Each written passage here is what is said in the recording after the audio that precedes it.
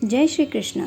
श्रीमद् भगवद गीता के अध्यायों के क्रम को आगे बढ़ाते हुए आज आध्यात्म जगत आपके लिए गीता जी के तीसरे अध्याय का महात्म्य लेकर आए हैं। श्रीमद् भगवद गीता के तीसरे अध्याय का महात्म्य।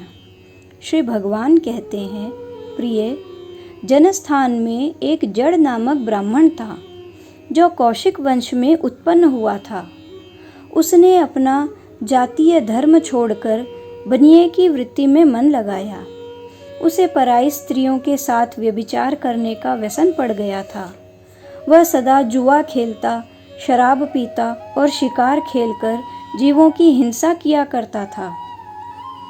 इसी प्रकार उसका समय बीतता था। धन नष्ट हो जाने पर वह व्यापार के लिए बहुत दूर उत्तर दिशा में चला गया। वहाँ से धन कमाकर घर की ओर लौटा। बहुत दूर तक का रास्ता उसने तय कर लिया था।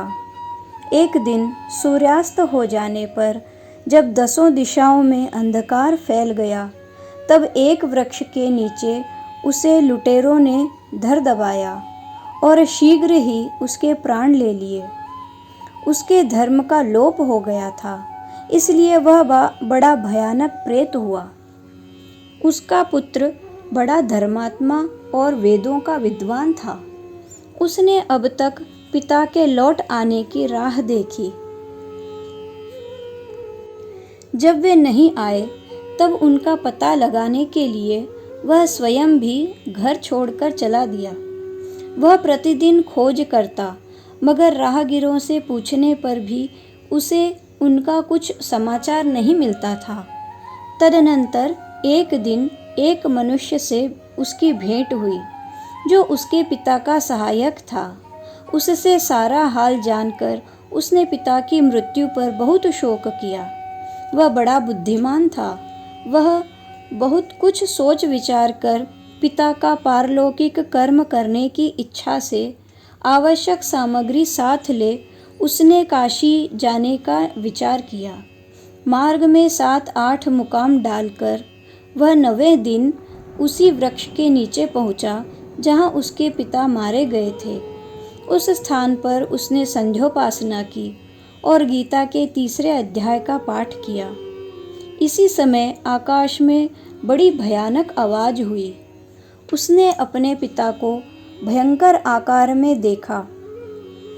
फिर तुरंत ही अपने सामने आकाश में उसे एक सुंदर विमान दिखाई दिया जो महान तेज से व्याप्त था। उसमें अनेकों क्षुद्र घंटिकाएं लगी थी।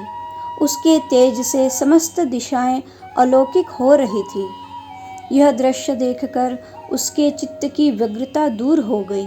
उसने विमान पर अपने पिता को दिव्य रूप धारण किए विराजमान देखा।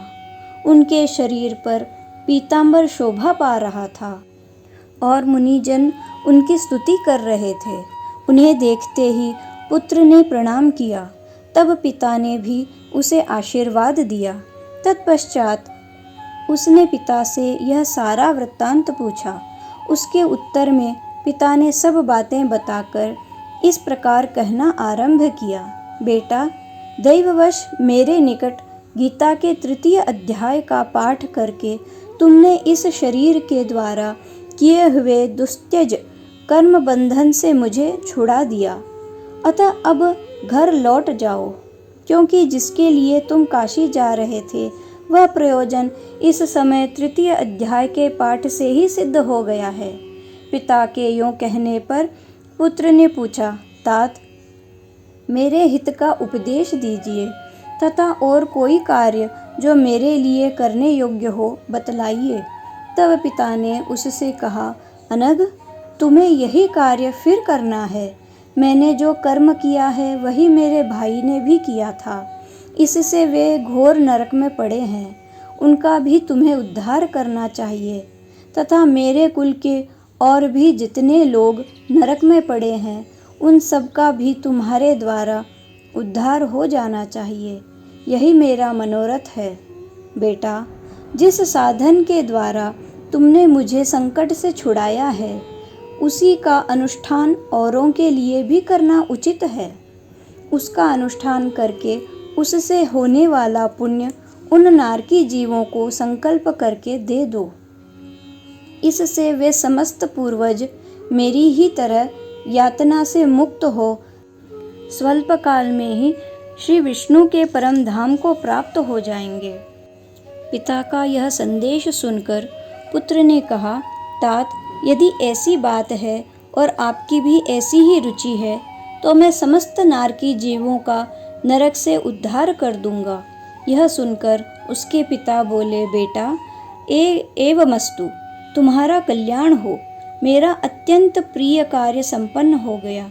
इस प्रकार पुत्र को आश्वासन देकर उसके पिता भगवान विष्णु के परम धाम को चले गए।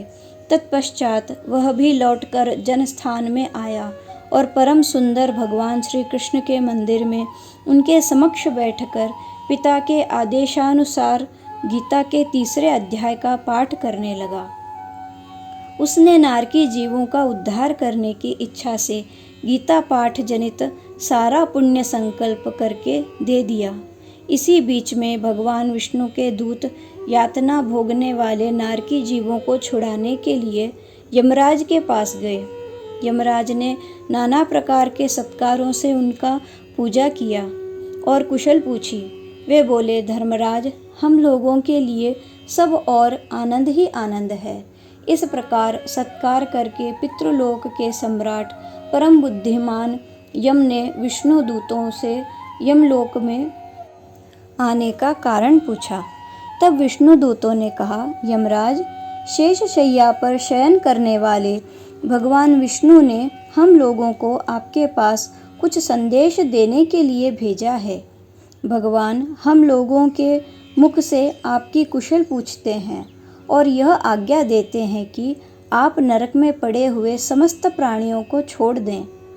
अमित तेजस्वी भगवान विष्णु का यह आदेश सुनकर यम ने मस्तक झुकाकर उसे स्वीकार किया और मन ही मन कुछ सोचा। तत्पश्चात मदोन्मत्त नारकी जीवों को नरक से मुक्त देखकर उनके साथ ही वे भगवान विष्णु के वास स्थान को चले। यमराज श्रेष्ठ विमान के द्वारा जहाँ क्षीर सागर है वहाँ जा पहुँचे। उसके भीतर कोटि कोटि सूर्यों के समान कांतिमान नील कमल दल के समान श्याम सुंदर लोकनाथ जगतगुरु श्री हरि का उन्होंने दर्शन किया। भगवान का तेज उनकी शैया बने हुए शेषनाग के फणों की मणियों के प्रकाश से दुगना हो रहा था। वे आनंद युक्त दिखाई दे रहे थे। उनका हृदय प्रसन्नता से परिपूर्ण था। भगवती लक्ष्मी अपनी सरल चितवन से प्रेम पूर्वक उन्हें बार बार निहार रही थी। चारों ओर योगी जन भगवान की सेवा में खड़े थे। उन योगियों की आँखों के तारे ध्यानस्थ होने के कारण निश्चल प्रतीत होते थे। देवराज इंद्र अपने विरोधियों को परास्त करने के उद्देश्य से भगवान की स्तुति कर रहे थे। ब्रह्मा जी के मुख से निकले हुए वेदांत वाक्य मूर्तिमान होकर भगवान के गुणों का गान कर रहे थे। भगवान पूर्णतः संतुष्ट होने के कारण ही समस्त योनियों की ओर से उदासीन प्रतीत होते थे। जीवों में से जिन्होंने योग साधन के द्वारा अधिक पुण्य संचय किया था, उन सबको एक ही साथ वे कृपा दृष्टि से निहार रहे थे। भगवान अपने स्वरूपभूत अखिल चराचर जगत को आनंदपूर्ण दृष्टि से आमोदित कर रहे थे। शेषनाग की प्रभा से उदासित एवं सर्वत्र व्यापक दिव्य विग्रह धारण किए नीलकमल के सदृश श्याम वर्ण वाले श्री हरि ऐसे जान पड़ते थे मानो चांदनी से घिरा हुआ आकाश सुशोभित हो रहा हो। इस प्रकार भगवान की झांकी करके यमराज अपनी विशाल बुद्धि के द्वारा उनकी स्तुति करने लगे। यमराज बोले, संपूर्ण जगत का निर्माण करने वाले परमेश्वर, आपका अंतःकरण अत्यंत निर्मल है। आपके मुख से ही वेदों का प्रादुर्भाव हुआ है। आप ही विश्व स्वरूप और इसके विधायक ब्रह्मा है। आपको नमस्कार है। अपने बल और वेग के कारण जो अत्यंत दुर्धर्ष प्रतीत होते हैं, ऐसे दानवेंद्रों का अभिमान चूर्ण करने वाले भगवान विष्णु को नमस्कार है। पालन के समय सत्वमय शरीर धारण करने वाले विश्व के आधारभूत सर्वव्यापी श्री हरि को नमस्कार है।